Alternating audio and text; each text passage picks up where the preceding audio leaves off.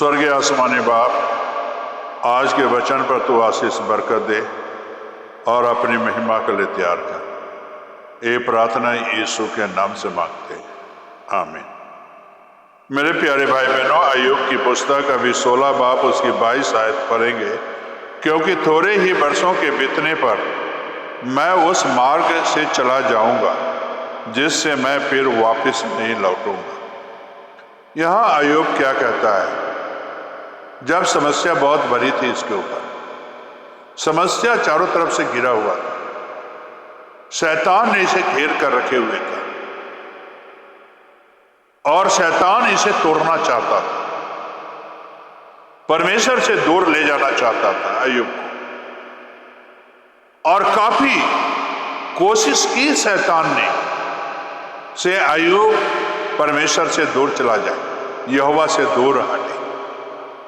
लेकिन अय्यूब के अंदर वो उजाला था, वो रोशनी था, वो परमेश्वर से दूर जाना ही नहीं चाहता था, परमेश्वर के घेरे में रहना चाहता था, परमेश्वर के दायरे में, यहोवा के दायरे में रहना चाहता था। यहोवा के दायरे से उसने बाहर कभी नहीं जाना चाहा। और मेरे प्यारे भाई बहनों, यहां तक उसकी बीवी ने भी आकर अय्यूब को भले बुरे कहा से किस परमेश्वर का तू नाम ले रहा है, किस परमेश्वर का तूने नाम जप रहा है जिसने सारी चीजें तुझे ले लिया है। उस परमेश्वर को छोड़ो, उस परमेश्वर को त्यागो जिसने सारी चीजें ले ली। मेरे प्यारे भाई बहनों, शैतान कितना चालाक है। अय्यूब के ऊपर अगर दाव नहीं लगा, सारी उसके शैतान की पेच फेल हो गया, तो अय्यूब जो है अय्यूब के ऊपर शैतान आक्रमण करता रहा और जो है सारी शैतान की तरीके फेल होता रहा, तो उसके बीवी के अंदर गया और बीवी से कहलवाया। लेकिन मेरे प्यारे भाई और बहनों, अय्यूब ने उसे भी एक बड़ा अच्छा जवाब दिया। जिसने लिया, जिसने दिया, उसी का नाम मुबारक है। तो क्या कर रही है मेरे प्यारे भाई और बहनों?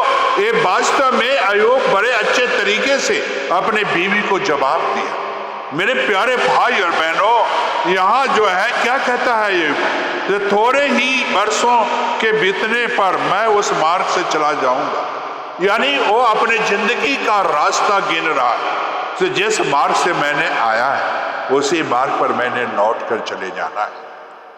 मैं इस मार्ग को छोड़ना नहीं चाहता, इस मार्ग से मैं दूर जाना नहीं चाहता, इस रास्ते से मैं दूर जाना नहीं चाहता, इस रास्ते पर ही मैं चलना चाहता हूं जिससे जो स्वर्ग को पहुंचाता है।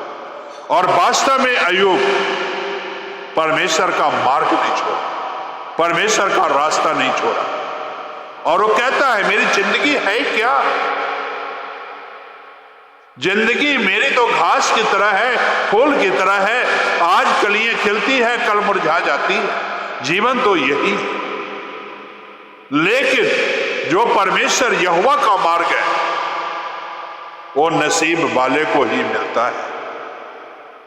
जो उस पर चलना चाहते हैं उसी को ये मार्ग मिलता है। जो इस मार्ग पर रहना सीखे हैं, चलना सीखे हैं, और जो इस मार्ग पर चलते हैं, यहोवा उनकी सुरक्षा का कवच, यीशु उनकी सुरक्षा कर देता है।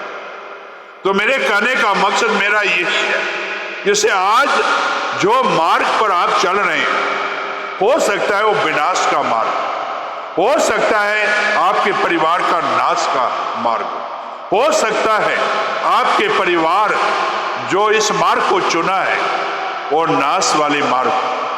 आज मेरे प्यारे भाई बहनों, अगर ऐसे मार्ग पर आपके बच्चे जा रहे हैं, आपके परिवार जा रहे हैं, तो मेरे प्यारे भाई बहनों, आज आप रोके अपने परिवार से, बेटा ये मार्ग जो है शैतान का मार्ग है, ये मार्ग जो है नरक को जाता है, ये मार्ग जो है स्वर्ग को नहीं जाता, नरक को जाता है। ये मार्ग जो है शैतानी मार्ग है, और ये मार्ग पर जो है जीवन नहीं है, ये मार्ग पर जिंदगी नहीं है, ये मार्ग पर जो है स्वर्ग का रास्ता नहीं है।